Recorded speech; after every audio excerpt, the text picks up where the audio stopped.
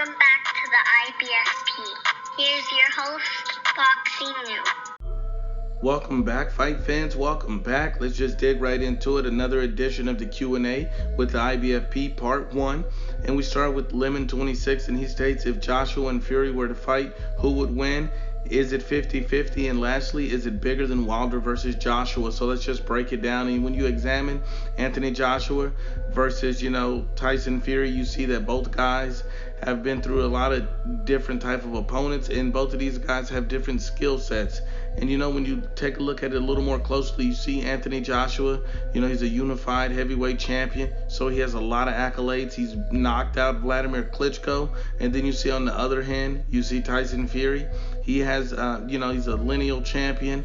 He's the current WBC heavyweight champion. He just knocked out Deontay Wilder, and he also beat Vladimir Klitschko on points. So, both of these guys are quite accomplished. Both of these guys are very good boxers and fighters. And, Anthony Joshua has elite level power.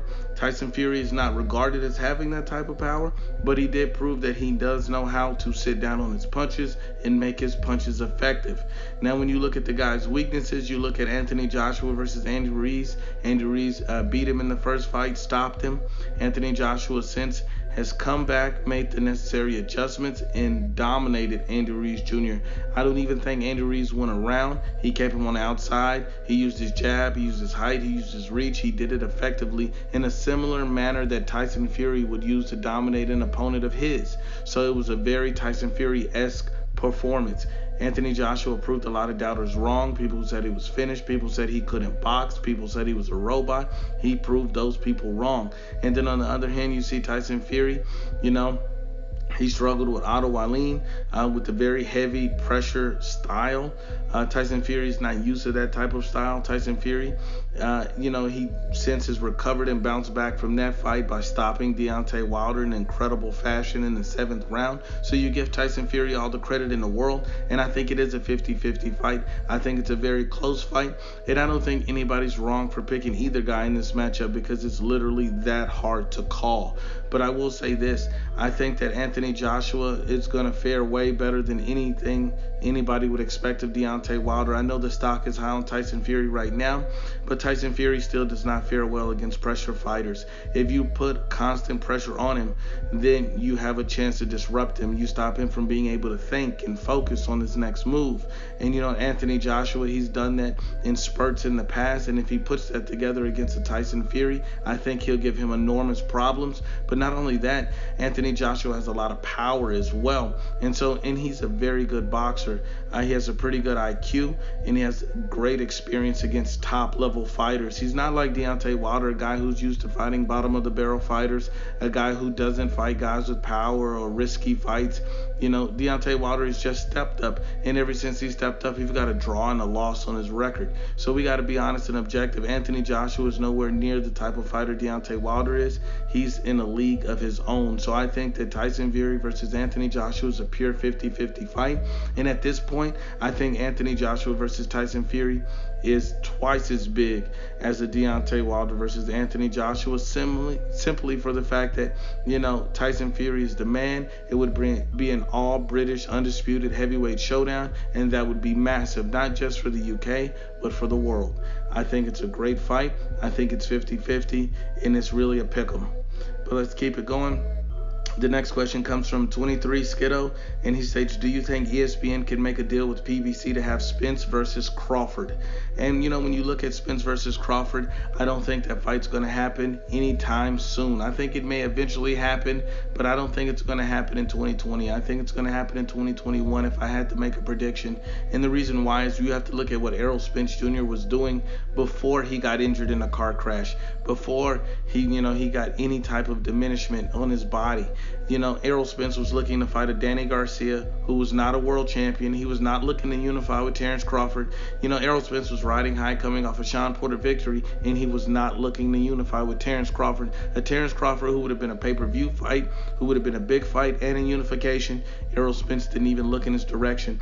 What makes you think he would all of a sudden look in his direction now? It doesn't make sense. I don't believe that, Terence Bud Crawford's a priority for Errol Spence or the PBC. I don't see that fight happening anytime soon in 2020, not just because it can't be made, but because they don't want to make the fight. I think Terence Crawford wants it, Top Rank wants it, but the PBC will not risk their champion.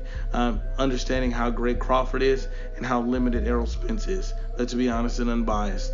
And then we go to Miguel Mojica. He states Fury outboxed Wilder in the first fight and walked him down in the second and knocked him out. What can Wilder do differently, if any? In my opinion, Fury will knock out Wilder again. And I have to agree with you on that, Miguel. I think that Fury is very heavily likely to knock out Deontay Wilder, maybe even in a brutal fashion in the trilogy. But if we examine the situation, if there's anything that Deontay Wilder can do to give himself a better chance of trying to get a victory, trying to score the upset, and proving everybody wrong, I think Deontay Wilder needs to do two things. The first thing he needs to do is get him a new coach and, a new trainer. And, I think of three specific trainers that come to mind. I think of Virgil Hunter, Andre Ward's former trainer. I think he's very serious, disciplined, and he's an elite level trainer. I think of Jonathan Banks, who's very disciplined. He's used to working with heavyweights such as Vladimir Klitschko. I think that would go well with Deontay Wilder. And I also think, strangely enough, Abel Sanchez. I think Abel Sanchez helped Triple G perfect his jab, helped make his jab what it is today, and make it an elite level jab. And I think that is what Deontay Wilder is missing. So the second thing on the list has to be a jab. So once he changes his trainer, he needs to develop a consistent and forceful, powerful jab. Tyson Fury was able to pick Deontay Wilder apart at ease simply because Deontay Wilder had nothing to keep him out, nothing to keep him off of him. It's not that Wilder didn't have power. Wilder had nothing to present opposition with. And, a consistent and steady jab could keep Tyson Fury at bay and may even hurt him. So I think that is the one adjustment that Deontay Wilder should look to make in the rematch. He can't reinvent the wheel. He's not going to learn how to box. He's not going to be able to do too many things. But the one thing that he can do is develop a consistent jab. Just develop a consistent, hard, thudding jab, and he can work from behind that jab. He can release that right hand from behind that jab. It can help him defensively, offensively. The jab can do a lot more for Deontay Wilder. We all know he's going to look for the one shot regardless. So if that's his game plan, at least have a jab. Just at least have a second weapon in your arsenal to try to keep the fight close, try to keep the fight in range, to try to at least win a few rounds. That's the best you can hope for Deontay Wilder at this point. Great question. The next question comes from Dark Knight 31, and he states there have been reports of PBC wanting to make Gervonta Davis versus Ryan Garcia right now, and they are worried about Tank's future with legal battles, and they want to get as much money as possible. With Ryan Garcia slated to fight in the Staples Center in July, ideally, how do you see this fight turning out? If Ryan Garcia is successful against Jorge Linares, and these two guys meet in December 2020, and I think Jorge Linares is a big test for Ryan Garcia. So if he passes that test with flying colors, get a spectacular knockout, or just even a dominant points victory, something special to show that he's ready for a step up in competition, I think that Ryan Garcia will easily handle Tank Davis. You gotta understand that he's gonna have a height advantage, a reach advantage. He's very strong. He's shown that he's powerful, and his speed, his hand speed is almost elite level. So I think he's going to present more problems than Tank Davis has ever seen in his career. And Tank Davis struggling to make weight is just going to add more fuel to the fire. Tank Davis having all these legal troubles is going to add more fuel to the fire. The fact that Tank Davis is undisciplined, unfocused, all of that is going to help Ryan Garcia. The fact that Ryan Garcia is training with one of the best, if not the best trainers in the boxing business today, Eddie Reynoso, sparring with Canelo Alvarez, all of these things will help Ryan Garcia as he ascends and progresses, and while we watch Tank Davis regress. But once again, unbiased as always, is the IBFP.